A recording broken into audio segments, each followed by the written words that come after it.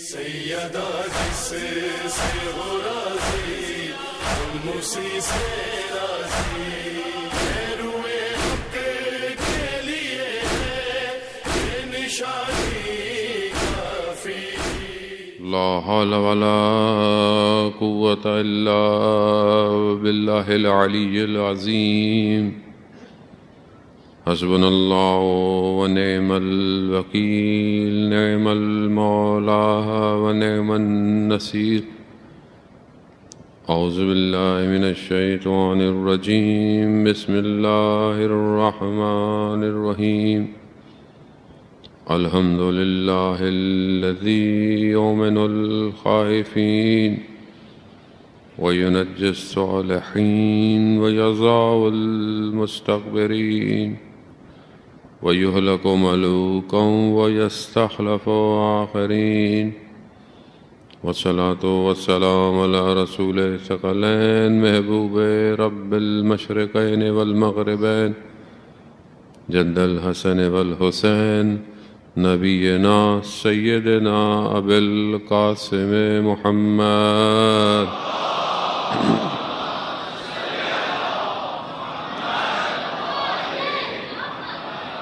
وعلى آلہ الطیبین الطاہرین المعصومین، لا سیما بقیت اللہ فی الارضین، روحی وارواحنا لتراب مقدم الفدا، ولعنۃ اللہ علی اعدائہم اجمعین۔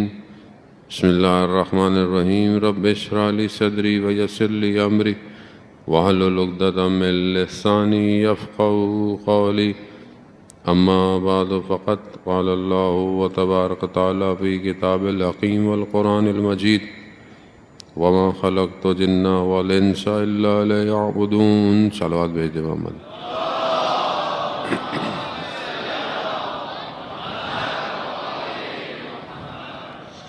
عزاداران سیدۃ نساء العالمین، ایام فاطمیہ کی آخری مجلس ہے اور 3 جمادی الثانی روز شہادت سیدہ سلام اللہ علیہا۔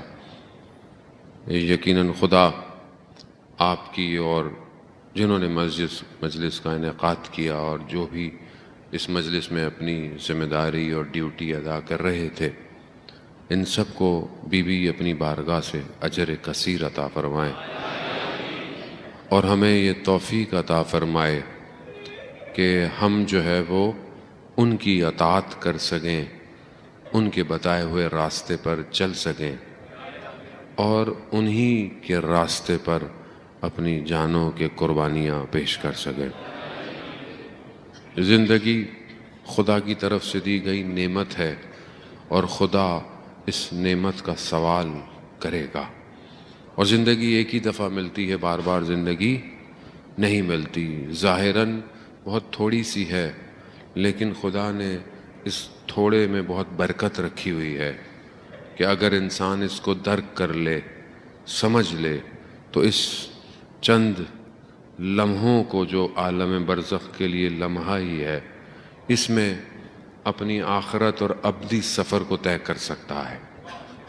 خدا نے انسان کے وجود میں اتنی طاقت رکھی ہے کہ وہ اپنے آپ کو کمال تک پہنچانے میں خدا کے لطف کا، ایک کرم کا محتاج ہے۔ بس خدا انسان کو اس کے قدموں سے، گناہوں سے بچاتا ہے۔ خدا اسے ایک جانور کو کبھی کچھ کھلانے سے بچا دیتا ہے۔ خدا ہے۔ اصفہان کے بہت بڑے عالم دین تھے، لیکن جب نجف میں پڑھتے تھے تو مشکلات میں تھے، ظاہری پریشانیاں تھی زندگی میں، کئی دن سے کھانا نہیں کھا پائے تھے صحیح طرح، بمشکل کہیں سے کچھ ملا، کچھ گوشت لے کر آ رہے تھے کہ جا کر بنائیں گے۔ جیسے ہی جا رہے تھے تو دیکھا رستے میں ایک کتا جو ہے وہ اتنا کمزور ہے کہ اس کی جسم کی ہڈیاں نظر آ رہی ہیں، اور وہ اپنے بچوں کو غذا دینے سے قاصر ہے۔ تو ان کو اس کے اوپر حیا آ گئی کہ یہ خود ویسے بھی کچھ دن سے نہیں کھا رہے، چلو اسی کو دے دیتے ہیں، اور وہ جو تھا وہ اسی کو دے دیا، اور اس نے کھایا اور اس کی اندر طاقت آئی۔ اور کہتے ہیں کہ خدا نے اس کے بعد ان کو اتنا عطا کیا کہ اصفہان کا جو سلطان تھا وہ بغیر ان کی اجازت کے کوئی کام نہیں کرتا تھا. رزق فراوان دیا, عزت فراوان دی, طاقت فراوان دی, صرف ایک نیکی سے. خدا کریم ہے, خدا آپ سے بڑے بڑے سودے نہیں مانگتا. خدا تو بہت چھوٹے طریقے سے انسان کو خرید لیتا ہے. اب یہ ہمیں بھی نہیں پتا کہ خدا کب خرید لے گا. اس لیے روایات کہتی ہیں کسی نیکی کو چھوٹا مت سمجھو اور کسی گناہ کو بھی چھوٹا مت سمجھو کہ یہ تو چھوٹا گناہ ہے, کوئی مسئلہ نہیں. نہیں, گناہ گناہ ہے. خدا کی بارگاہ میں چھوٹا گناہ بھی بڑا گناہ ہے. کیوں؟ کیونکہ اس کے مقابلے میں کر رہے ہو.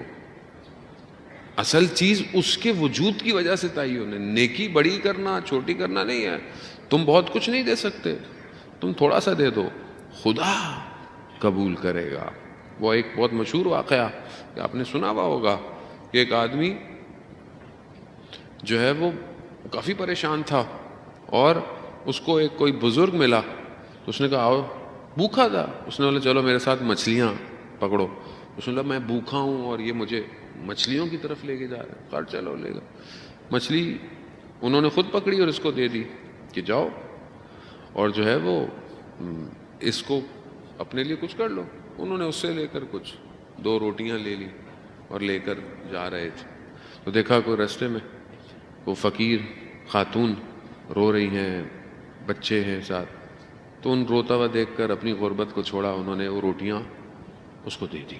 آنسو بھی دے رہی ہے, اس کے آنسو بھی پوچھ لیے. جیسے ہی آگے بڑھے تو ایک منادی ندا کر رہا تھا کہ فلانا فلانا شخص کہاں ہے. یہ خود تھا. کہا کیوں, کیا ہوا؟ کہا تمہارے والد نے بہت عرصے پہلے مجھے کچھ رکھوایا تھا اور وہ تو دنیا سے چلے گئے, میں تمہیں ڈھونڈ رہا تھا, یہ مال تمہارا ہے. اب اچانک سے اتنی مال آ گیا. اچھا خیر و برکت تھی, دینے کا ہاتھ تھا, دیتا رہا دیتا رہا دیتا رہا.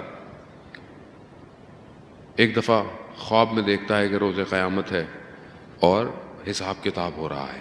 حساب کتاب شروع ہوا.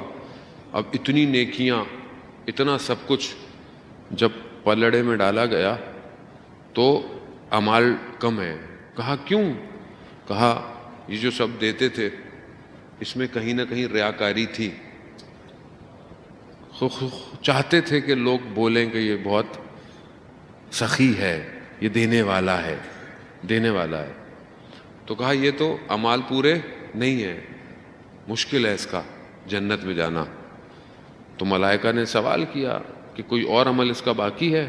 کہا ہاں وہ 2 روٹیاں باقی ہیں جو اس نے کسی غریب کو دی تھیں, وہ لاؤ. جب وہ 2 روٹیاں رکھی گئیں تو اعمال کا پلڑا بھاری ہو گیا.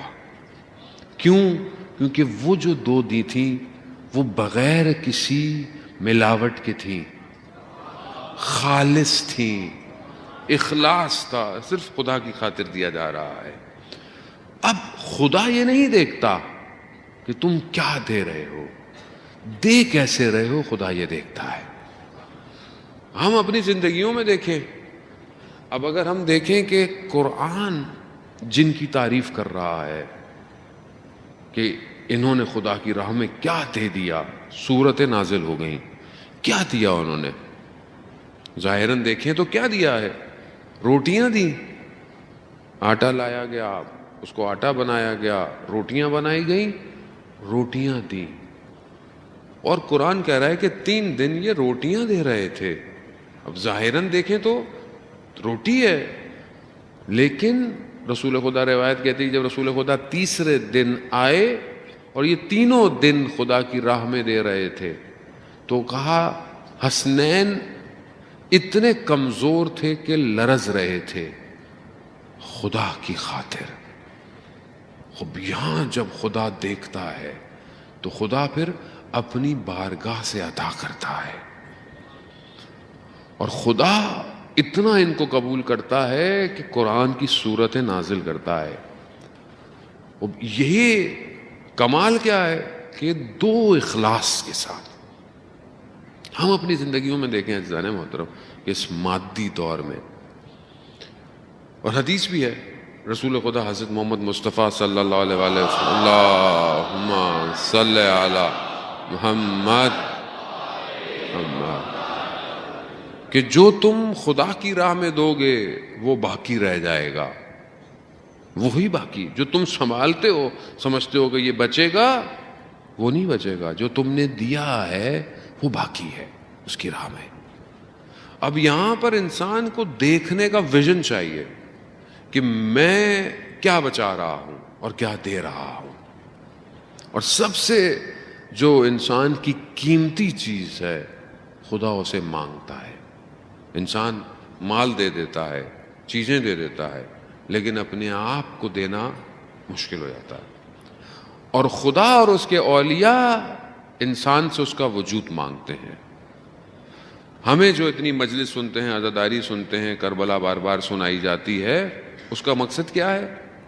کہ ہم اس نقطے پر آ جائیں کہ ہم اپنے آپ کو خدا کی راہ میں دیں۔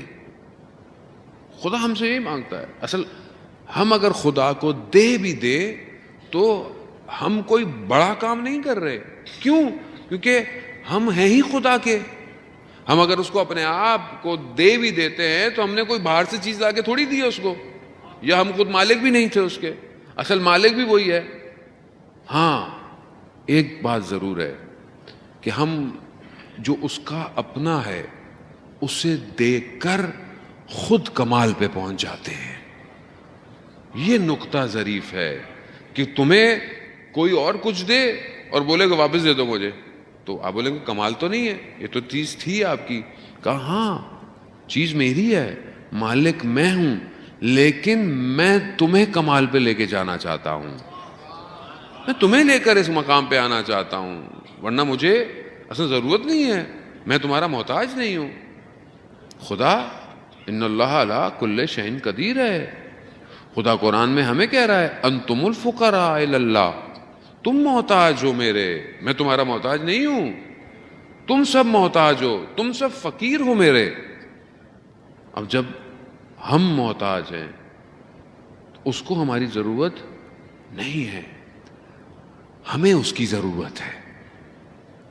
اگر ہم اپنے آپ کو، اور مطلب یہ میں جوانوں کے لیے بیان کر رہا ہوں کہ کون سی چیز ایسی ہے کہ جو انسان کو بڑا کرتی ہے۔ آج جب آپ تاریخ کا مطالعہ کرتے ہیں، قرآن کا مطالعہ کرتے ہیں، احادیث کا مطالعہ کرتے ہیں، احادیث میں کون سی شخصیتیں اتنی بزرگ ہیں، کون لوگ تاریخ میں یا ادوار میں گزرتے ہوئے کون اتنے بزرگ تھے؟ کیا ان کے پاس بہت ثروت مند تھے، بہت خزانے تھے، بہت دولتی؟ نہیں، وہ جس نے اپنے آپ کو پروردگار کو دے دیا وہ تاریخ میں بلند ہو گیا۔ اگر آپ پیچھے کی طرف پلٹنا شروع کر دیں تو آپ کو بڑے بڑے عامر، آپ کو بڑے بڑے سلطان یاد نہیں رہتے، آپ کو اولیاء خدا یاد رہتے ہیں صرف، اور وہی آپ کے وجود پہ اثر ڈالتے ہیں، اور وہ اپنے زمانے سے نکل کر ٹائم اسپیس کو بریک کر کر آپ کے وجود کو بھی ہلاتے ہیں۔ اب جتنے بھی اولیاء خدا ہیں اس میں افضل انبیاء اور ائمہ علیہ الصلوۃ والسلام، وہ کس زمانے میں تھے؟ کتنا عرصہ ہو گیا، کتنا زمانہ ہو گیا؟ اب ائمہ کو دیکھیں کتنا ہو گیا، آخری امام 250 سال میکسیمم، تو 250 سال تک ہیں ٹوٹل، پھر امام غیبت میں چلے گئے۔ لیکن آپ اگر ابھی بھی کسی امام کی زیارت پہ چلے جاتے ہیں تو نہ صرف امام آپ کو باطنی بلکہ آپ کو ظاہری کمال بھی دے دیتے ہیں۔ یعنی اس کا مطلب کیا ہے؟ وہ امام کو گئے ہوئے مطلب 1200 سال ہو گئے، 1300 سال ہو گئے، کتنے سال ہو گئے مولا، پھر بھی مگر آپ ابھی بھی زیارت پہ جائیں، وہ زیارت آپ کو ظاہری بھی اور باطنی بھی کمال دیتی ہے۔ انسان ظاہری طور پر بھی اچھا ہو جاتا ہے، اس کا وجود نورانی۔ کتنے لوگ دنیا میں آپ کو ملتے ہیں کہ بس ایک زیارت پہ گئے، زندگی بدل گئی۔ ایسے کیا چیز تھی؟ کوئی آیا، کسی نے روکا، کسی نے جھنجھوڑا؟ نہیں، اس وجود نے جو محیط ہے بس اس نفس کے قریب سے گزرا ہے، بس ختم۔ ہم اس نفس کے قریب سے گزرتے ہیں جب ہم جاتے ہیں، بس ہم جو قریب سے گزرتے ہیں تو ہمارا وجود انقلاب ریولوشن تبدیل ہو جاتا ہے. کتنے جوان کہتے ہیں میں کربلا زیارت پہ گیا، واپس آیا نمازیں پڑھ رہا ہوں، عبادت گزار ہو گیا ہوں، میں نے فلانی چیز چھوڑ دی ہے. کسی نے کہا، کسی نے روکا؟ نہیں. وجود اثرات مرتب کر رہا ہے. زمانہ اور مکان روک نہیں سکتا اس وجود کو. کیوں کمال پر ہے؟ کیونکہ اس نے اپنے آپ کو خدا کو دیا ہے. یہاں امام سید الشہداء نے اپنے آپ کو خدا کو دیا. جب خدا کو دیا تو خدا نے سب امام کو دے دیا ہے. اب چاہے کروڑوں لوگ آئیں، چاہے جتنے بھی آئیں، اور زمانہ بڑھتا چلا جا رہا ہے، کربلا کی وسعت ایکسپینڈ ہوتی چلی جا رہی ہے. ظاہر کربلا وہی ہے. کربلا میں ہزاروں سے زیادہ، لاکھوں سے زیادہ لوگ ویسے ظاہر من نہیں آ سکتے، لیکن اس دن کربلا ایکسٹینڈ ہو جاتا ہے اور کروڑوں لوگ سما جاتے ہیں. یعنی کیا؟ یعنی مکان اور زمان سے بالا تر امام حسین کر دیتا ہے، بالا تر کر دیتا ہے. اللہم صلی علی محمد وآل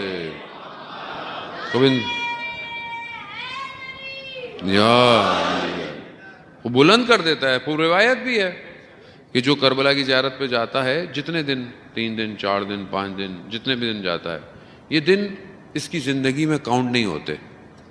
مثال کے طور پر اگر 30 سال 40 سال 50 سال 60 سال 6 مہینے 4 دن زندگی تھی، تو یہ جو 4 دن گیا ہے یہ بونس ہے. یہ 4 دن کاؤنٹ کہتے ہیں نہیں ہوتے. کیوں کاؤنٹ نہیں ہوتے؟ میرے پروردگار کیوں کاؤنٹ نہیں ہو رہے؟ مطلب ایسا کیا ہے وہاں پہ؟ سورج بھی ہے، روشنی بھی ہے، دن بھی گر رہا ہے، 24 گھنٹے بھی ہو رہے ہیں، تو ٹائم تو گزر رہا ہے، تو کیوں نہیں کاؤنٹ ہو رہے؟ ہاں نہیں، وہ وادی عشق کی وادی ہے. اس میں جو وارد ہو جاتا ہے اسے مکان اور زمان سے باہر نکال لیا جاتا ہے. وہ یہ کمال ہے. یہ کیسا کمال ہے؟ یہ کیسے ممکن ہے؟ کیوں؟ کیونکہ وہاں عبد الہی ہے. وہ زمین عابدوں کی زمین ہے. وہاں اپنے وجودوں کو خدا کی خاطر بھیجا گیا ہے، اور وہ صرف خود کمال پہ نہیں بلکہ وہ کروڑوں کو کمال پہ لے کے جا رہے ہیں. کروڑوں کو. قیامت تک یہ سلسلہ جاری رہے گا. خدا، اس کا مطلب یہ ہے کہ وہ ہمیں خدا تک لے کے جانا چاہتے ہیں. ان کی زندگی کا اصل ہدف لا الہ الا اللہ ہے. ہم اپنی زندگیوں میں دیکھیں عزیزان محترم، ہم خدا تک کتنے قریب ہیں. ہم مسلمان ہیں، اللہ کو مانتے ہیں، اللہ ایک ہے، ظاہر ہے، وہ بھی اس سے انکار کوئی نہیں. لیکن یہ ایک خدا میری زندگی میں کہاں ہے؟ میں اس خدا کے کتنے قریب ہوں؟ اگر ہم اپنی زندگیوں میں دیکھیں تو ہمیں اپنے اعمال کو، اپنی رفتار کو، کردار سے پتہ چلے کہ آدمی خدا سے کتنی محبت کرتا ہے، خدا کا کتنا انسان خدا کی خاطر، خدا کے لیے جی رہا ہے کہ نہیں جی رہا. اب کیسے آپ کمپیئر کریں؟ ہم اپنے آپ کو کیسے کوئی تو اسکینر ہو، مشین ہو کہ میں اپنی اور اپنے خدا کے معاملات کو چیک کروں. تو سب سے آسان نماز ہے. اگر اذان پر میں پریشان ہوتا ہوں کہ خالق کی آواز اور خالق مجھے بلا رہا ہے، تو جتنی تڑپ آپ کو نماز کے وقت پہ ہوتی ہے اتنے آپ خدا کے قریب ہیں. اب نہ میں آپ کو ڈیفائن کر سکتا ہوں، نہ آپ مجھے ڈیفائن کر سکتے ہیں. ہم کسی کے بارے میں کچھ کہہ ہی نہیں سکتے. بس آپ کی تڑپ کتنی ہے. کیونکہ بھئی اس سے آسان عبادت کوئی نہیں ہے، اس سے زیادہ وافر عبادت کوئی نہیں ہے. خوب حج، وہی شاید استطاعت نہیں ہے، انسان حج نہیں کر سکتا. روزے ہو سکتا ہے مریض ہو سکتا ہے مشکل ہو، کہیں ہو، لیکن چلیں وہ بھی سال میں ایک دفعہ ہے. لیکن یہ تو روز ہے، 5 وقت میں ہے. اب آپ کی بے چینی آپ کو بتائے گی، اور یہ بے چینی کا آپ اس وقت احساس کریں کہ جب آپ کسی اور شہر جائیں، کسی اور ملک جائیں، اور وہاں آپ پہنچیں تو آپ سوال اپنے میزبان سے یا جہاں پہ ہوں کیا پوچھیں گے؟ کہ رات کو سونے لگا ہوں، کیا پوچھیں گے؟ فجر کی اذان کتنے بجے ہے؟ پوچھیں گے نہیں پوچھیں گے؟ اگر یہ بے چینی ہے تو اس کا مطلب کیا ہے؟ آپ تڑپتے ہیں کہ میں وقت سے پہلے اپنے محبوب کی بارگاہ میں پہنچوں. یہیں سے تو پتہ چلے گا. اور کیسے پتہ چلے گا؟ اور آپ کیسے ڈیفائن کریں گے کہ میں پروردگار تجھ سے محبت کرتا ہوں؟ اور محبت کہاں دکھائیں؟ کہیں تو شو تو کرنی ہے نا. اب آپ کسی سے کہیں میں آپ سے بہت محبت کرتا ہوں، میں آپ سے اطاعت کرتا ہوں، ماں باپ سے میں آپ سے بہت پیار کرتا ہوں، احترام کرتا ہوں، وہ کہیں گے بیٹا میری بات تو سنتے نہیں ہو، احترام کیسا؟ میری بات تو سنتے نہیں ہو، پھر احترام کیسا؟ بیوی سے انسان محبت کا اظہار کرے اور کبھی پریکٹیکلی کوئی چیز کرے ہی نہیں تو وہ بھی کہے کہ یہ باتیں کرتا ہے. بچے سے آپ بولتے رہیں بیٹا تم بہت اچھے ہو، تمہارے لیے میں یہ لاؤں گا، تمہیں یہ لاؤں گا، اور کبھی آپ نے اس کو کبھی موٹیویٹ ہی نہیں کیا، کوئی تحفہ نہیں دیا، تو وہ کیا بولے گا؟ یہ سب ہوائیں ہیں، یہ باتیں ہیں. خوب پروردگار بھی عمل مانگ رہا ہے کہ بھائی تم اتنے دعوے دار ہو کہ تم میرے علاوہ کسی کو مالک نہیں مانتے اپنا، اور اپنے آپ کو میرا بندہ مانتے ہو، تو آؤ آؤ. کیوں منتظر ہوتے ہو کہ کوئی تمہیں خود کہے کہ نماز پڑھی یا نہیں پڑھی؟ کتنی شرمندگی ہو بندے کو. یعنی عاشق کو تو مر جانا چاہیے کہ اگر کوئی یہ کہے اس کو کہ محبوب تمہارا انتظار کر رہا تھا اور تم متوجہ نہیں تھے. اب علماء بیان کرتے ہیں تمثیل مثالوں سے لیلا مجنو کی داستانوں کو. مجنو ایک شہر پہنچا اور اس نے بولا کہ لیلا کہاں ہے؟ تو کس نے بولا کہ تم کون ہو؟ کہا مجنو ہوں. کہا تم مجنو ہو اور تم لیلا کا پتہ پوچھ رہے ہو؟ تمہیں تو پتہ ہونا چاہیے، تم کیوں پوچھ رہے ہو؟ تو تم مجنو نہیں ہو. پہنچ گیا دروازے پہ، مجنو پہنچ گیا، مجنو تھا، پہنچ گیا، دروازہ کٹکھٹایا، اندر سے آواز آئی کون؟ کہا میں. پھر آواز آئی ابھی تک میں ہی ہو، یعنی ابھی تک میں پھنسے ہوئے ہو. پھر کئی عرصے بعد واپس آیا، کہا کون؟ کہا تم. یعنی یہاں ختم ہونا پڑتا ہے کہ انسان فنا ہو جائے کس پر؟ خالق پر. اصلا اپنے وجود کو دیکھے ہی نہیں، صرف جلوہ الہی نظر آئے، اس آیات الہی نظر آئیں، اسے ذکر سنائی دے. ہمارے استاد بیان کرتے تھے کہ ایک شخص کا دوست تھا جو ایک دروس میں جاتا تھا، تو اس نے کہا کہ مجھے بھی درس میں لے کے جاؤ. اس نے کہا وہ درس تمہیں سمجھ میں نہیں آئے گا. کہا نہیں ایسی کیسی بات ہے، مجھے کیوں نہیں سمجھ میں آئے گا، میں بھی جاؤں گا. لے گیا، اصرار کیا. درس میں بیٹھے ہوئے تھے، استاد بیٹھے، شاگرد بیٹھے. 5 منٹ، 10 منٹ، 15 منٹ خاموشی، کوئی گفتگو نہیں، کوئی کلام نہیں. آدھا گھنٹہ گزرا، کہا درس ختم ہو گیا. اب یہ باہر نکلا، بولا یار یہ کون سا درس ہے؟ نہ کچھ کہا گیا، نہ کچھ بتایا گیا. اب چلتا ہوا جا رہا ہے اور وہ استاد بھی آگے آگے جا رہے. تو اس نے دیکھا کہ راستے میں جو پودے لگے ہوئے ہیں ان پودوں میں سے سبحان اللہ، لا الہ الا اللہ کی آوازیں آ رہی ہیں. اس استاد نے مڑ کر کہا ابھی بھی کسی درس کی ضرورت ہے؟ یعنی جب انسان کا وجود کائنات کے ذکر کو سننے لگے، یسبح للہ ما فی السماوات و ما فی الارض، کہ ہر چیز زمین اور آسمان کی اس کی تسبیح کر رہی ہے. اصل تو یہی درس ہے. اب یہاں پر ملائکہ نور الہی کو عرش الہی پر، اللہ اکبر کیا حدیث ہے، کچھ نور کو دیکھا ملائکہ نے عرش پہ، اور اس سے پہلے کہ ان نوروں کو سجدہ کرنے لگتے، ان انوار نے تسبیح اور تمجید شروع کر دی، ان انوار نے، اور اس تسبیح اور تمجید سے ملائکہ نے سیکھا کہ خدا کی تسبیح کیسے کرنی ہے۔ اللہ اکبر، یا اللہ،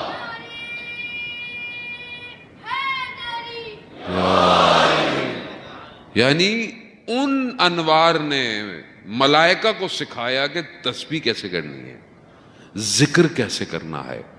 یہ جو پوری کائنات ذکر کر رہی ہے، یہ ذکر ان انوار کی وجہ سے ہے۔ سب سے پہلے انہوں نے تسبیح پڑھی ہے، تبھی پوری کائنات تسبیح پڑھ رہی ہے۔ اب آپ جتنے امام کے قریب ہوں گے آپ کو یہ تسبیحاں سنائی دیں گی، وہ بلند کریں اپنے آپ کو۔ اب انسان اگر اپنی زندگی میں ان اذکاروں کو نہ سن پائے تو پھر اس نے کیا سنا؟ دنیا جان کی باتیں سن رہا ہے، تہمتیں سن رہا ہے، غیبتیں سن رہا ہے، پتہ نہیں کیا کیا سن رہا ہے، لیکن ان ذکروں کو نہیں سن رہا جسے کائنات کر رہی ہے۔ آیت اللہ قاضی طباطبائی رضوان اللہ تعالی علیہ کہ جو اس مقام پہ تھے، کہ جو خود کہتے ہیں کہ جب ظہور ہوگا تو جو امام سے سوال پوچھے جائیں گے میں ان سوالوں کو جانتا ہوں۔ اس مقام پر پہ کہاں سے حاصل کیا؟ فجر سے پہلے 1 گھنٹہ نجف کے نغلستان میں نماز تہجد کی، قیام اور قعود میں۔ خود کہتے ہیں کہ جب میں پڑھتا تھا تو میرا آس پاس سب منقطع ہو جاتا تھا اور مجھے عرش الہی کے اذکار سنائی دیتے تھے۔ خوب انسان پہنچ سکتا ہے اس مقام پر، کیوں نہیں پہنچ سکتا؟ خدا نے منع تو نہیں کیا۔ خوب جب آپ اپنے آپ کو دنیا سے خالی کریں گے، اور ہمارے ایک بزرگ بڑی اچھی بات کہتے تھے، جب تمہارے شکم دنیا کی غزالتوں سے خالی ہوں گے تو تمہیں آسمانوں کے ذکر سنائی دیں گے۔ اب انسان نے تو پر اتنا کیا ہوا اپنے آپ کو، جو ہے کھاؤ، اب یہ بھی نہیں پتا حلال ہے حرام ہے، شبہے کا ہے، کنفیوژن ہے۔ کتنا انسان کو احتیاط کرنی پڑتی ہے کھانے پینے کے معاملات میں، اس لیے احکامات ہیں کہ رات کو کتنا کھانا چاہیے، کب کھانا چاہیے۔ لیکن یہ چھوٹی سی چیزیں، میرا وقت نہیں کہ میں ان آداب کا ذکر کرتا جو حضرت سیدہ نے کھانے کے لیے کہے ہیں، بس ایک جملہ کہوں گا اگر آپ درک کر جائیں۔ بی بی فرماتی ہیں کہ جب لقمہ تمہارے ہاتھ میں ہو بس تصور کرو کہ یہ لقمہ یہاں تک پہنچا کیسے ہے۔ اب اگر کوئی سبزی ہے مثلا، یا اگر کوئی گوشت بھی ہے تو یہ سبزی کیسے نکلی ہوگی؟ یعنی اتنا تیزی سے تصور کرو کہ خدا نے روشنی بھیجی، پانی بھیجا، زمین زرخیز کی، زمین سے یہ باہر نکلا، یہ تناور درخت بنا، یا یہ پھل بنا، یا یہ سبزی بنی، پھر کتنے جگہوں سے ہوتی ہوئی تم تک پہنچی ہے اور یہ تم کھا رہے ہو۔ اگر تم ایک لقمے پر نگاہ کرو تو تم معرفت الہی کو درک کر سکتے ہو۔ ایک لقمہ انسان کا معرفت دے سکتا ہے۔ اور اگر انسان واقعاً جب بھی کھا رہا ہو، عزیزان محترم، یہ چھوٹی چھوٹی سی سادی باتیں ہیں، یہی رائے حل ہیں کہ جب آپ کھا رہے ہیں تو آپ خدا سے دعا کیا کریں کہ پروردگار جو میں کھا رہا ہوں اس کو طاقت میں بدلنا، اور کیوں؟ تاکہ میں تیری عبادت میں کھڑا ہو پاؤں۔ یعنی جو مجھے میں کھا رہا ہوں، جو مجھے طاقت دے، کیوں دے؟ کہ میں تیری عبادت میں کھڑا ہو پاؤں، نہ کہ یہ کھا کر تیری بارگاہ میں گناہ کروں۔ اب انسان اگر مریض ہوتا ہے، بیمار ہے، ضعیف ہے، تو گناہ چاہتے ہوئے بھی نہیں کر پاتا آدمی، کیونکہ گناہ کی طاقت ہی نہیں رکھتا۔ لیکن جب سالم ہے تو کوتاہی کرتا ہے، غلطی کرتا ہے، تو استغفار کرے کہ خدا طاقت دے مگر عبادت کے لیے۔ قیام جوان ہے ماشاءاللہ، آپ لوگ جوان ہیں، مولا کے ماننے والے ہیں۔ علامہ امینی دمشق میں گئے تو دوسرے فرقوں کے علماء بھی موجود تھے. انہوں نے ان سے کہا کہ آپ مولا متقیان کے بارے میں کچھ زیادہ بڑھا چڑھا کے بولتے ہیں. کہا کیوں؟ کہا آپ کہتے ہیں ایک رات میں 1000 رکعت پڑھتے تھے وہ نوافل. تو یہ کیسے آدمی پڑھ سکتا ہے ایک رات میں اتنے؟ تو علامہ امینی نے بولا کہ وہ تو امام تھے, یہ تو میں پڑھ سکتا ہوں. تو انہوں نے کہا کہ پڑھیے. انہوں نے شروع کر دی. ابھی آدھی رات گزری تھی تو پتہ نہیں کتنی 100 رکعتیں ہو گئی. اب انہوں نے کہا کہ بھائی اس کا مطلب ہے کہ آپ روک دیں, میں آپ تو پڑھ لیں, آپ نے پڑھ لی تو آپ کو شاید علم نہ ہو. علامہ امینی کی ٹانگ میں تکلیف تھی, ایک ٹانگ میں, اور اسی تکلیف کے ساتھ وہ رہتے تھے. تو وہ خود فرماتے ہیں کہ میں نے زندگی میں کبھی 1000 رکعتیں نہیں پڑھی تھی, لیکن میں نے کہا کہ امام جانے اور 1000 رکعتیں جانے.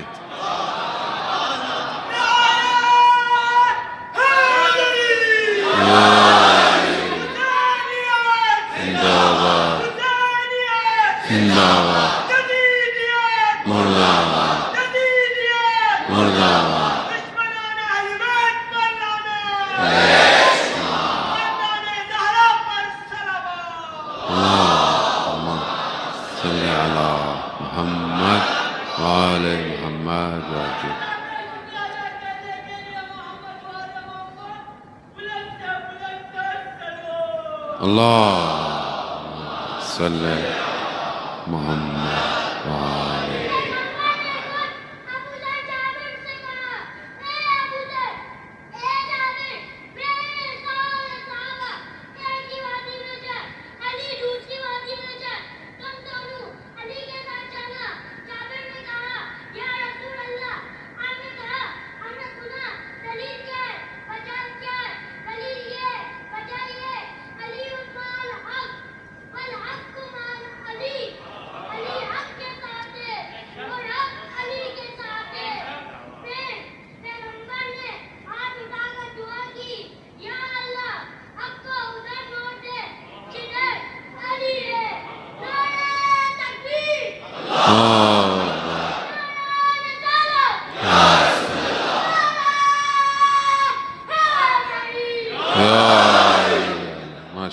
سلامت رہے.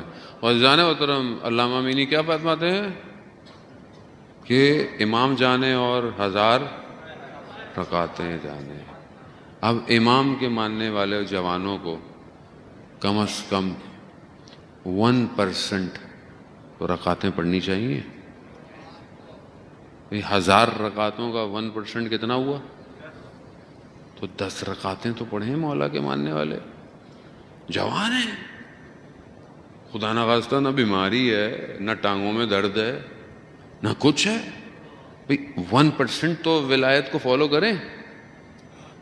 وہ اصل تو نعرہ یہی ہے نا کہ جب آپ رات کو کھڑے ہوں اور آپ کو نیند آ رہی ہو, تھکاوٹ ہو رہی ہو, وہاں پھر آپ کہیں کہ نہیں میں تو عاشق امیر المومنین ہوں, میرا مولا خدا تیری بارگاہ میں کھڑا ہوتا تھا, ظلم تو نفسی کی صدائیں ہیں, دعائیں ہیں, تو میں کیوں نہیں کر سکتا؟ اب آپ بندگی انہی سے سیکھ سکتے ہیں نا, اور کون سکھائے گا بندگی؟ خود کہتے ہیں کہ تم خدا تک نہیں پہنچ سکتے ہمارے بغیر. عزیزان محترم خوب اپنی زندگیاں ایسی گزاریں. یہ جوانی میں موقع ہے, پھر نہیں ملے گا موقع.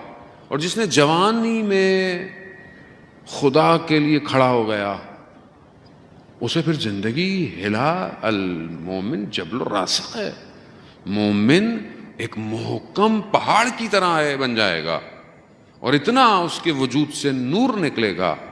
دیکھیں خود جنت میں جانا کمال نہیں ہے کوئی کہ آپ خود جنت میں چلے جائیں. کمال یہ ہے آپ اپنے ساتھ 100 کو لے کے جائیں. یعنی آپ اس قابل ہوں کہ آپ بولے میں 100 کو جنت میں لے کے جاؤں گا. کیسے ہوگا؟ وہ تبھی ہوگا کہ جب رات کی تاریکی میں آپ ایسے چمکیں کہ ملائکہ آپ کو دیکھیں کہ دیکھو روئے زمین پر خالق کے بندے عبادت میں چمک رہے ہیں. اب یہی بندگی ہے عزیزان محترم، کوئی ہارڈ فارمولا نہیں ہے، دین سخت نہیں ہے اتنا، دین آسان ہے، ہم نے سخت بنا دیا ہے، دین آسان ہے۔ جب آپ اس کی بارگاہ میں اٹھیں گے تو آپ دن میں سارے کام صحیح کریں گے، یہ آپ یاد رکھ لیں۔ اور ظاہر ہے آپ کو خود شرم آئے گی، بولے یار میں رات کو خدا کی عبادت بھی کر رہا تھا، صبح کسی کا حق کھا رہا ہوں، کیسے کھائیں گے آپ؟ ہو ہی نہیں سکتا۔ یا یوں کہیں کہ یہ رات کی عبادت خود گناہوں سے دور کر دے گی، خود گناہوں، اگر آپ چاہتے ہیں، میں نہیں کہہ رہا، یہ چھٹے امام جعفر صادق علیہ السلام، اللہم صلی علی محمد یہ امام فرمایا، امام فرماتے ہیں اگر تم چاہتے ہو کہ تمہارے چہروں پر نور آئے تو تہجد کی نماز پڑھو۔ یہ چہرے کو نورانی کریں گے تو روح کو تو پتہ نہیں کہاں لے کے جائیں گے یہ۔ خوب انسان جب اس طرح تربیت یافتہ ہو، اور جب آپ کا بچہ آپ کو یہ دیکھتا ہو کہ میرا باپ رات کی تاریکی میں کسی کو سجدے کرتا ہے، کیا بچے کی تربیت ہوگی؟ خود سوچیں آپ۔ اللہ اکبر، عشق یہی ہے، کچھ نہیں کام آئے گا، میں آپ کو بتا رہا ہوں، سب رہ جائے گا یہیں، وہی ہے وہی رہے گا۔ اسی کے پاس آئیں، اسی کی بارگاہ میں آئیں۔ زندگی کے جو مشکلات اور یہ معاملات ہیں، یہ اس کے لیے کچھ بھی نہیں ہے، سارے خزانے اسی کے ہیں۔ وہ جو چاہتا ہے وہ دیں اسے، وہ خزانہ، وہ قلب آپ کا ہے، اسے آپ کا قلب چاہیے۔ آیت اللہ غازی طباطبائی بیان کرتے تھے کہ دل جو ہے وہ صرف خدا کے لیے ہے، اسے کسی اور کو کرائے پہ مت دینا۔ اسے نہیں ہو کہ اس کا ایک کمرہ کسی اور کو دے دوں، ایک کمرہ کسی اور کو دے دوں، ایسا نہیں ہو سکتا۔ یہ پورا کا پورا چاہیے، پورا دیں خدا کو۔ پھر دیکھیں آپ دنیا کہاں ہوتی ہے، آپ کے پیچھے، آگے، دائیں بائیں، سب۔ اور اس کا اصل ہدف ہی یہی ہے کہ جب آپ خدا کی طرف بڑھیں گے تو خدا آپ کو آپ کا وظیفہ یاد دلا دے گا۔ دیکھیں تمہارا مقصد اس وقت امام کی نوکری ہے، تم نے امام کی نوکری کرنی ہے، کیونکہ خدا کو روئے زمین پر سب سے زیادہ عزیز یوسف زہرا ہے۔ یہ خدا کو سب سے زیادہ پسند ہے، خدا کا پسندیدی ہستی ہے۔ ائمہ انتظار کرتے رہے، ہر امام نے یہی کہا، خاص طور میں چھٹے امام کہتے ہیں کاش میں ہوتا آخری زمانے میں۔ انبیاؤں نے آخری امام کو سلام بھجوائے ہیں، نفس سے اولیاء خدا گزر جائے پاس سے انسان کے وجود کو معطر کر دیتا ہے۔ ہم ڈوبے ہوئے ہیں، میں گناہگار ہوں، میں مشکل میں ہوں، اس وجود کو ڈھونڈیں، اس وجود کو دیکھیں۔ وہ وجود ہے، ہمیں نہیں پتا کہاں ہے، کس طرح ہے۔ وہ آیت اللہ شمس الدین ایک شخص کا واقعہ بیان کرتے ہیں، کہتے ہیں کہ بے اولاد نہیں تھی، ہر دروازہ کھٹکھٹایا، اولاد نہیں ہوئی۔ آخر میں امام زمانہ سے توسل کیا، امام نے اسے ایک پیغام بھجوایا کہ فلانے شہر فلانے شخص کے پاس جاؤ۔ وہ خیر ڈھونڈتا ڈھونڈتا پہنچ گیا، دیکھا تو چھوٹی سی دکان ہے ایک سادی سی، اور وہ آدمی اس کی ہے۔ تو کہا مجھے امام نے یہ کہ آپ کے پاس آؤں، میری مشکل۔ جیسی گئے، اس نے سنا بھی نہیں، وہ نام سے جانتا تھا، اس نے کہا جاؤ تمہاری مشکل حل ہو گئی، جاؤ۔ تاجر تھا وہ۔ اس نے کہا کہ میں اتنی دور آ ہی گیا ہوں تو چلو تھوڑی دیر رک جاتا ہوں۔ اب یہ رک گیا، اس نے کہا کہ یہ کون ہے آخر، میں دیکھوں تو صحیح، کہ ایک تو امام نے بھجوایا اور کہہ رہا ہے کہ کام ہو گیا تمہارا، جاؤ۔ تو میں رک گیا، رات بھی رک گیا۔ اس نے کہا کہ میرے پاس تو اتنے لذیذ کھانے نہیں ہیں، روٹی اور دہی ہے، سادہ سا کھانا ہے. کہتا میں نے کھایا, کھانا بہت لذیذ تھا.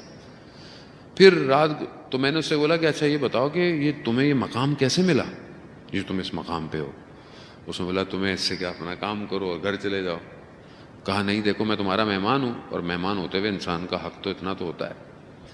تو اس نے کہا, بتایا اس کو کہ میں جو ہے وہ, کیونکہ بات پرانی ہے کافی اور ظالم حکمراں, تو کہا میرے سامنے اسی طرح کسی حاکم کا, کسی افسر کا گھر تھا, اس کا ایک سپاہی تھا. سپاہی بڑا پرہیزگار تھا, میرے پاس آتا تھا اور مجھے کہتا تھا کہ یہ میرے پیسے لے لو اور میرے لیے آٹا لے کر آؤ اور خود اس آٹے کی روٹیاں بناؤ, میں ظالم کے گھر کا کھانا نہیں کھا سکتا. کہا کچھ عرصے کے بعد وہ میرے پاس آیا اور کہا کہ میں کچھ دنوں بعد شاید اس دنیا سے چلا جاؤں, تو تمہارے پاس کوئی لوگ آئیں گے تو. اب اس نے اتنا دھیان نہیں دیا, کچھ دن ہوئے دیکھو آیا نہیں, پریشان ہوا, مسجد پہنچا, دیکھا وہاں پر بڑا بیمار ہے. اور پھر اس نے کہا کہ میرے غسل کفن کا انتظام کر دینا, میں تھوڑے دنوں کا مہمان ہوں. کہہ رہے تھوڑے دنوں بعد 2 لوگ آئے اور مجھے کہا کہ فلانا جوان انتقال کر گیا, غسل کفن. میں جیسے غسل کفن دیا گزر گیا. میں نے ان 2 لوگوں کو کبھی دیکھا نہیں تھا. میں رات کو گھر پہ تھا تو دیکھا ان 2 میں سے کوئی ایک شخص آیا, کہا کہ آؤ تمہیں کسی نے بلایا ہے.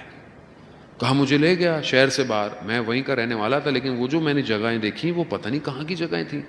تو میں نے ایسے میں دیکھا کہ ایک نورانی شخصیت کھڑی ہوئی ہے اور باقی سب اطراف میں کھڑے ہوئے ہیں اور وہ گفتگو کر رہے ہیں, اور انہوں نے اشارہ کیا کہ وہ اس جوان کی جو نوکری تھی وہ اس کو دے دو.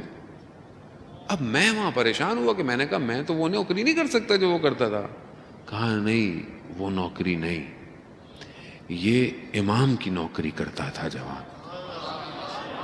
وہ جو اللہم صلی علی محمد وآلہ.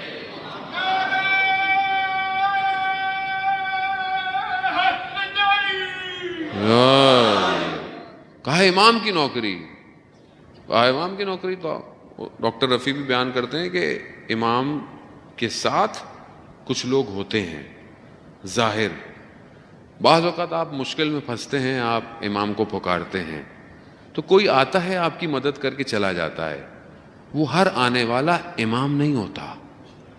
امام اپنے ان بندوں کو بھیجتے ہیں اور یہ عام لوگ ہوتے ہیں اور یہ مر جاتے ہیں. جب ان کا ٹائم آتا ہے تو ان کی جگہ کسی اور کا انتخاب کیا جاتا ہے اور ہم ہی میں سے ہوتا ہے کوئی نہ کوئی. اور یہ ہیں علماء نے اس چیزوں کو, اس پورے دائروں کو بہت بہترین بیان کیا ہے. وقت نہیں ہے کہ میں اس کو بیان کروں. یعنی کیا, یعنی میں اپنی زندگی میں ایسا ہو سکتا ہوں کہ امام میرا انتخاب کریں اور میرے ذریعے سے اپنا کوئی بھی کام لے لیں. اس سے بہتر نوکری تو کوئی نہیں ہے کہ امام مجھے کوئی نوکری دے دیں. عزیزان محترم, لیکن کیسے آدمی اس مقام پہ جائے؟ فارمولہ بہت آسان ہے, بہت آسان ہے. ایک لائن میں فارمولہ ہے, حلال عمل, حرام دور. بس جو حلال ہے, جو واجب ہے اس پہ عمل کرو, جو حرام ہے اس کو چھوڑ دو, ختم ہو گئی بات. اب یہی فارمولہ ہے. اسی پہ اگر کوئی عمل کرے آج کے دور میں وہ کمال پہ پہنچ سکتا ہے. دین آپ سے کچھ نہیں مانگ رہا زیادہ. یہ ہم نے بنایا ہوا ہے, یہ پڑھنا ہے وہ پڑھنا ہے, اتنا پڑھ دو اتنا پڑھ دو, پھر بھی کچھ نہیں ہو رہا ہوتا. اب آپ کو پتہ ہی نہیں ہے کہ آپ کی روح کی مشکل کیا ہے. ہر گولی انسان کو تھوڑی صحیح کرتی ہے. اب کسی کے سر میں درد ہے, اب آپ کو کیسے پتہ چلے گا درد آنکھوں کی وجہ سے ہے, بھوک کی وجہ سے ہے, مائیگرین ہے یا سفر کی وجہ سے ہے, کس وجہ سے؟ اب آپ ہر ایک گولی کھا لیں تو کیا ہوگا؟ ہمارا بھی یہی حال ہے, ہمیں پتہ ہی نہیں ہوتا. اب ہم کہتے ہیں یہ پڑھ لو وہ پڑھ لو یہ پڑھ لو. نہیں, زندگی آپ اتنا پڑھ رہے ہیں, پڑھے جا رہے ہیں, خواتین بھی پڑھتی رہتی ہیں, لیکن سامنے والے سے اخلاق سے گفتگو نہیں کر رہے, ماں باپ کا احترام نہیں کر رہے, بہن بھائیوں کا حق کھا رہے ہیں، اور یہاں حج بھی ہو رہے ہیں، عمرے بھی ہو رہے ہیں، اور زیارتیں بھی ہو رہی ہیں، اور آپ بولیں گے نہیں جی میں تو، ہمارے ہاں تو بڑی حاضری بھی بڑی ہوتی ہے، اور ادھر بہن بھائیوں کا حق کھایا ہوا ہے، ہمسایوں کو اذیت دی ہوئی ہے۔ لوگ ظاہر میں پتہ نہیں کدھر جا رہے ہیں آج کل، اپنے آپ کو اتنا پارسا بنایا ہوا، تبھی تو امام نہیں آ رہے ہمارے پاس۔ اپنے آپ کو جب ہم صحیح نہیں کریں گے، امام کس کے پاس آئے گا؟ یہی غم ہے عزیزان محترم سیدہ کا، کہ ہم اپنی زندگیوں میں مگن ہیں۔ بات سخت ہے ہاں، لیکن آپ تحمل کیجئے گا اس بات کو، میں بھی شامل ہوں اس میں کوئی الگ نہیں ہوں۔ ہماری حالت مدینہ والی ہے، یعنی اگر آج ہمارا دروازہ کھٹکھٹایا جائے تو ہمیں شاید دروازے کی آواز بھی نہیں آئے۔ کیوں؟ ہم اپنے گھروں میں مصروف ہیں، اپنی زندگیوں میں مصروف ہیں، اپنی زندگیوں میں الجھے ہوئے ہیں۔ ہمیں کیا پتہ امام کے لیے ہمارے گھر پہ دستخط دی جا رہی ہے کہ اپنے امام کا ساتھ دو، ہمیں پتہ ہی نہیں ہے۔ کون آئے گا؟ کوئی نبی تو نہیں آئے گا۔ ایسی ٹوٹے پھوٹی باتوں سے ہی ہم ایک دوسرے کو بتائیں گے، آپ مجھے بتائیں، میں آپ کو بتاؤں گا کہ دیکھو ہمارا امام کہاں ہے۔ دعائے ندوہ میں ہم کیا پڑھتے ہیں کہ کاش خدا کوئی ہو کہ جس کے ساتھ بیٹھ کر میں اپنے امام کے لیے گریہ کروں۔ آپ ترجمہ پڑھیں دعائے ندوہ کا، کاش کوئی ہو کہ میں اس کے ساتھ بیٹھ کر اپنے امام پر گریہ کروں، امام کو یاد کروں، امام سے باتیں کروں، کاش کوئی ہو میرا۔ ہے کوئی دوست ایسا؟ ہے کوئی ہم نشین ایسا کہ جس کے ساتھ بیٹھ کر میں امام زمانہ پر گریہ کروں؟ نہیں، کہاں؟ کیسے ہم بی بی کے زخموں کو سکون پہنچائیں، ان کو تکلیف نہ ہو۔ زخم ابھی بھی تازہ ہے، ابھی بھی زخم ویسے ہی ہے،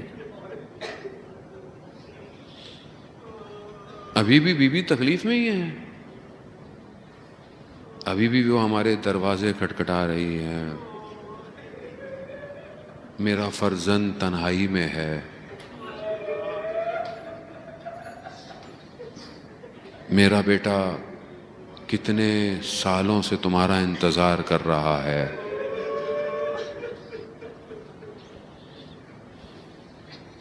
ہاں، قباحت نہیں، واقعہ میں آپ کی خدمت میں بیان کروں، آپ سنا ہوگا آپ نے، میں کئی دفعہ اس کو بیان کر چکا ہوں۔ آج سے شاید کافی سال ہو گئے اس بات کو، 6-7 سال ہو گئے۔ میں کربلا گیا، کربلا میں بچہ بھی میرے ساتھ تھا، چھوٹا تھا۔ خلاصہ وہ رات کو اپنے ماموں کے ساتھ حرم چلا گیا، ضد کر کے کہ میں جب بھی رات کو حرم میں جانا ہے، بچے جیسے ضد کرتے ہیں۔ چلا گیا، صبح فجر میں میرے بردر ان لو آیا، کہا بچے کے جوتے ہاتھ میں لے کے کہ وہ واپس آیا؟ میں نے کہا نہیں، وہ تو آپ کے ساتھ گیا تھا۔ کہا میں تو اسے 1 گھنٹے سے ڈھونڈ رہا ہوں، مجھے مل نہیں رہا۔ میں نے کہا کہاں جائے گا؟ اتنا بڑا حرم تو نہیں ہے امام کا، اور اتنا بھی چھوٹا نہیں ہے، 7 سال کا تو ہے، سمجھدار ہے۔ خیر میں فجر کی نماز پڑھ کے نکلا، ڈھونڈتا ڈھونڈتا، صبح تھی، لوگ سو رہے تھے بین الحرمین کمبل اوڑھ کے۔ حرم گیا، خادم سے پوچھا، خادم نے بولا ہم نے نہیں دیکھا کسی کو، بچے کو۔ ہر دروازے پہ پوچھا کہ شاید اس دروازے سے بچہ نکلا ہو، سب نے کہا کہ ہم نے نہیں دیکھا بچے کو۔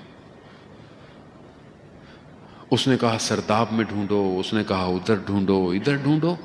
خلاصہ کئی گھنٹے تک بچے کو ڈھونڈتے رہے، بچہ نہیں ملا۔ جیسے ہی باب قبلہ کے سامنے میں آیا تو میں نے امام سے مخاطب ہو کر گزارش کی، میں نے کہا مولا یہ تو ہو ہی نہیں سکتا کہ آپ کو پتہ نہ ہو میرا بیٹا کہاں ہے، کیسے ہو آپ کہاں دنیا میں کہیں ہو تو آپ کو پتا ہے، یہ تو آپ کے حرم سے گیا۔ میں ایک حد تک برداشت کر سکتا ہوں، ایک حد تک، بہرحال باپ ہوں، اس کے بعد میری بھی ہمت ٹوٹ جائے گی۔ تو ایسے میں اندر سے پیغام آیا، ایک ہوا کا جھونکا، اور اس نے مجھے پیغام دیا کہ تمہارے بیٹے کو کھوئے ہوئے کتنی دیر ہوئی ہے؟ 2-3 گھنٹے، اور تم اس کو پورے حرم میں جہاں تم آج تک زیارت پہ نہیں گئے، ادھر ڈھونڈ رہے ہو، ادھر ڈھونڈ رہے ہو، ادھر کتنی دیر ہوئی ہے؟ کچھ گھنٹے، 1100 سال ہو گئے، ہمارا فرزند نہیں آیا، تم نے ایک دفعہ نہیں ڈھونڈا اسے۔ اللہ، میں ٹوٹ گیا، میں گر گیا حرم میں، ہاں میں گر گیا، میں ابھی تک گرا ہوا ہوں۔ اور میں نے کہا مولا آپ صحیح فرماتے ہیں، یہ صرف زبانی باتیں ہیں جو میں کرتا ہوں کہ میں مولا آپ کے بیٹے کا انتظار، سب ایک دفعہ آپ اپنے آپ سے پوچھیں، آپ نے کبھی رش میں، کبھی مجلس میں، کبھی کسی عزاداری میں، کبھی کسی جلوس میں، کبھی کسی زیارت میں ڈھونڈا امام کو؟ اپنے دل سے خود پوچھے۔ 1185 سال ہو گئے، متى ترانا و نراکا، کب ہم آپ کو دیکھیں گے، کب آپ ہمیں دیکھیں گے، کب ہم آپ کو دیکھیں گے؟ عزیزوں نے لیا یا صاحب الزمان، آ جائیے مولا، اب یہ آنکھیں تھک گئی ہیں، اس سے پہلے کہ یہ بند ہو جائیں۔ اسی لیے سیدہ ہر مجلس میں آتی ہیں کہ اے میرے بیٹے کے عزادارو، اے میرے بیٹے پر گریہ کرنے والو، میرا ایک فرزند تمہارے درمیان موجود ہے، نہ جانے آج 3 جمادی الثانی کو وہ یوسف زہرا کہاں ہوگا، کسی کو نہیں پتا بی بی کی قبر کا نشان سوائے امام زمانہ کے۔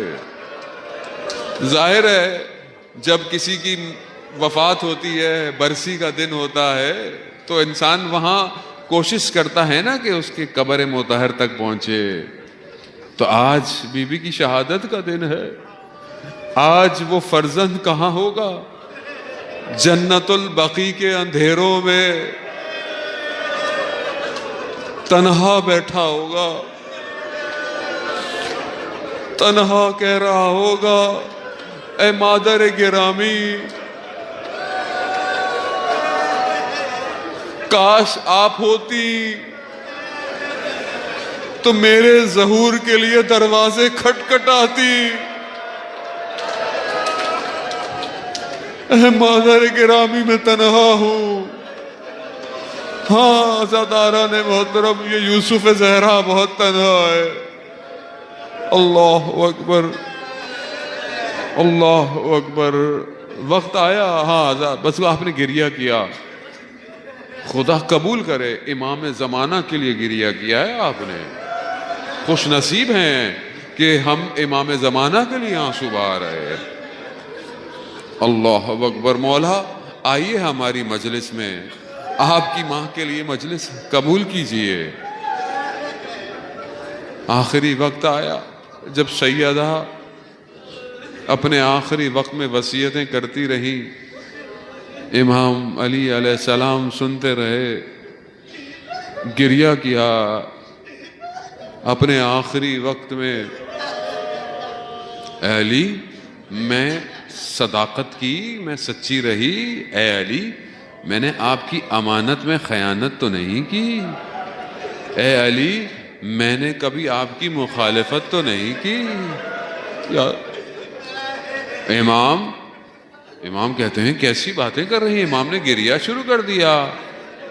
آپ کے پاس تو علم ہے، آپ یقین پر، آپ کی عبادت، آپ کی نیکی. اللہ اکبر. لیکن وہ جانتی تھی. کہا علی مجھے رات کی تنہائی میں رات کو غسل دینا، رات کو کفن دینا، رات کو دفن کرنا. علی میرے جنازے پر لوگ نہ آئیں. اللہ اکبر. کتنی حکمت تھی یہ بیوی جانتی تھی. رات کو دفن کرنا سمجھ آتا ہے کہ بیوی چاہتی تھی کہ تنہائی میں دفن ہو، کوئی آئے نہ. لیکن رات کو غسل دینا اس کی بیوی نے وصیت کی ہے. کیوں؟ کیونکہ جو ساری زندگی حضرت علی سے حیا کرتی رہی کہ کبھی اپنی تکلیف کا اظہار نہیں کیا، وہ نہیں چاہتی کہ آخری وقت میں میرے زخموں کے نشان علی کو نظر آئیں. یا سیدہ، اللہ اکبر. کتنی صابرہ ہیں آپ، کتنا تحمل ہے آپ پر. ہاں مگر کیا ہوا؟ کل میں نے آپ کی خدمت میں بیان کیا کہ بی بی نے اپنے آخری وقت میں اسما سے کہا اسما میں جا رہی ہوں کمرے میں، مجھے آواز دینا، اگر جواب نہ دوں تو بس پھر علی سے کہہ دینا، علی کو بتا دینا. بس وہ چراغ گل ہو گیا. آواز دی، آواز نہ آئی. وہ مدینہ والو، تمہیں بہت پریشانی تھی نا کہ علی فاطمہ سے کہو کبھی دن میں روئیں یا رات میں روئیں. اے مدینہ والو، آج آواز نہیں آئے گی. خاموش ہو گئی وہ آواز. اب آواز نہیں آئے گی، اب تم آرام سے سونا. اجڑ گیا علی کا گھر، چلی گئی وہ حور انسیہ، وہ خوشبو بہشت کی جا رہی ہے، وہ حسنین کی آغوش جا رہی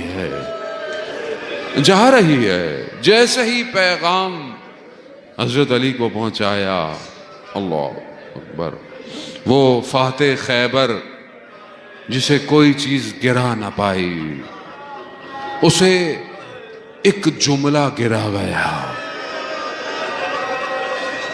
اللہ اکبر. علی امیر کائنات. جیسے ہی سنا کہ فاطمہ چلی گئی، چہرے کے بل زمین پر آئے. میں نہیں جانتا مولا اٹھے کیسے ہوں گے. آئے. خدا آپ کا گریہ قبول کرے. آخری رات ہے اجدان محترم، مجھے خود نہیں پتہ نہیں پھر زندگی ہو نہ ہو، یہ طاقت ہو نہ ہو، توفیق ہو نہ ہو، آنسو ہو نہ ہو، شاید بھی قبول کر جائیں. ہاں عزاداران محترم، امام نے غسل کفن کیا. امام اپنی زوجہ کی وصیت پہ عمل کر رہے. رات کی تاریکی میں غسل کا اہتمام کیا. بچوں کو کہا دیکھو بچوں، گو کہ غم بہت ہے، یقیناً غم بڑا ہے، لیکن بچوں گریہ نہیں کرنا. آواز جائے گی تو مدینہ والے سمجھ جائیں گے. غربت ہے یہ علی کے گھر کی. نہیں پتا بچے کیسے خاموش ہوں گے، یہ چھوٹے چھوٹے بچے کیسے خاموش ہیں. اب وہ علی کہ جو خاموشی کروا رہا ہے، غسل دیتے دیتے ہاتھ جب بازو پہ آیا، علی چیخ مار کر رو رہے ہیں. کہا مولا آپ کیوں رو رہے ہیں؟ کہا فاطمہ زخموں کو چھپاتی رہی. ہاں عزاداران محترم، ہم مصیبت نہیں پڑھ سکتے، ہم مصیبت برداشت نہیں کر سکتے. یہ مولا جانتا ہے. غسل کفن دیا، بدن رکھا، آخری ودا، آؤ بچوں ماں سے رخصت ہو لو، ماں جا رہی ہے، ماں سے رخصت ہو لو۔ نہ جانے کس طرح یہ بچے آئے، اپنی ماں سے لپٹ گئے۔ اب پتا ہے کہ ماں جا رہی ہے، واپس نہیں آئے گی۔ اتنا گریہ کیا حسنین نے، آواز آئی علی بچوں کو ہٹا لو۔ کہا کیوں؟ کہا ملائکہ عرش پہ گریہ کر رہے ہیں۔ یا علی مدینہ ہے، گھر ہے، بچے رو رہے ہیں، ملائکہ برداشت نہیں کر پا رہے۔ لا یومو کا ابا عبداللہ، کربلا ہے، دشت ہے، پیاس ہے، گرمی ہے، زخموں کے نشاں ہیں، ایک بچی باپ کے بدن میں لپٹی ہے، ملائکہ نہیں روئے، پیار سے نہیں ہٹایا، تماچے لگے۔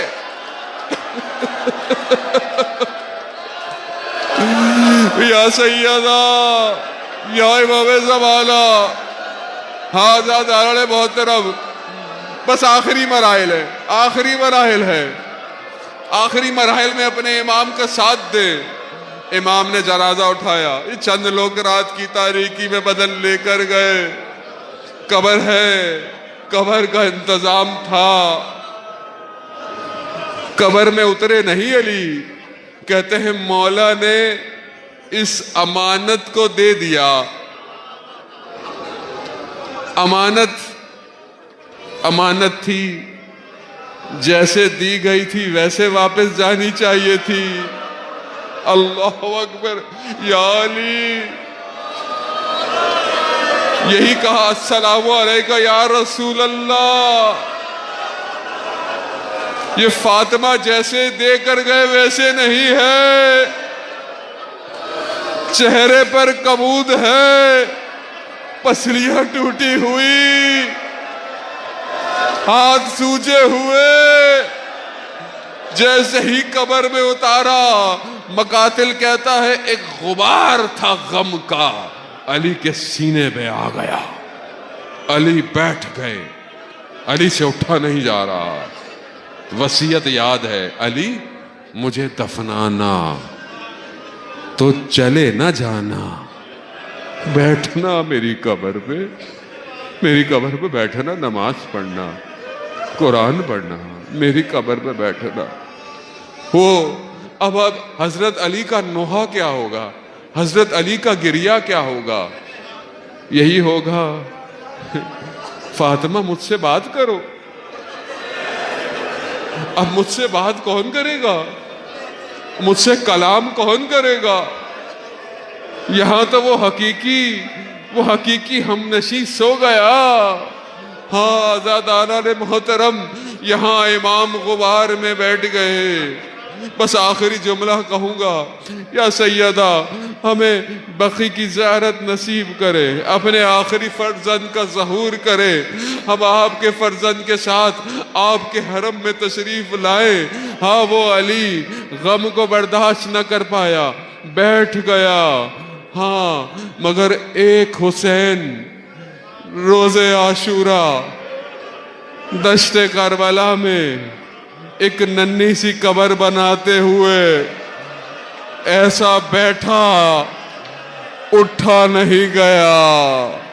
آواز آئی حسین بلند ہو،